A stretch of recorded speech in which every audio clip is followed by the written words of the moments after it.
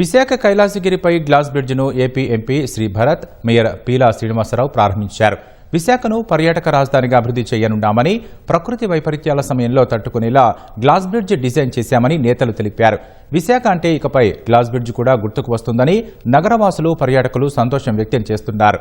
Glass bridge పై నుంచి విశాఖ అందాలను వీక్షించడం చెప్పలేని అనుభూతిని ఇస్తోందని అంటున్నారు.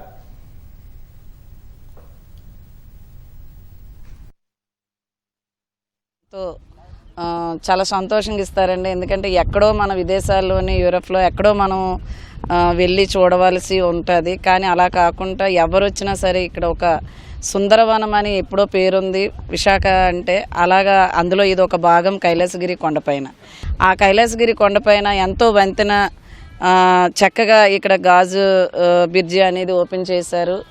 ఎక్కడెక్కడికో వెళ్ళి చూడాల్సిన పని లేకుండా ఈ గ్లాస్ బ్రిడ్జికి వస్తే సిటీ వ్యూ, బీచ్ అంతా చాలా అద్భుతంగా ఉంది. ఒక కేరళ వెళ్ళినా కూడా మనం ఇలా ఎంజాయ్ చేయలేమేమో. విశాఖపట్నం వచ్చి మీరు ఈ కైలాసగిరిని చూస్తారని భావిస్తున్నాను. వైజాగ్ ఇటీస్ అందరూ కూడా ప్రౌడ్గా ఫీల్ అయ్యే మూమెంట్ ఈరోజు.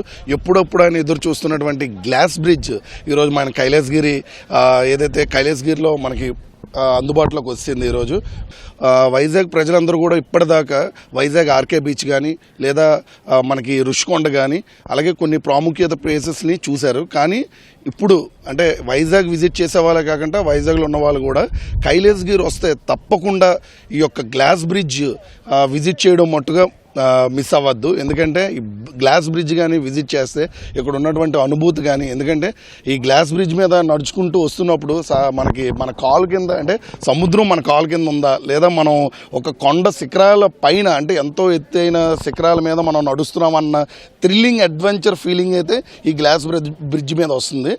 అసలు సూపర్ గుడ్ ఎక్స్పీరియన్స్ సార్. అసలు అది మూవ్ ఆన్ అవుతుంటే జస్ట్ భయం అయితే వేస్తుంది, కానీ ఎక్స్పీరియన్స్ సూపర్ సార్. అసలు చాలా బాగుంది, అసలు చాలా థ్రిల్లింగ్ ఉంది సార్. చాలా హ్యాపీ. గ్లాస్ బ్రిడ్జ్ ఎలా అనిపించింది వచ్చినప్పుడు? చాలా హ్యాపీ అనిపించింది, గాల్లో తేలినట్లు అనిపించింది సార్.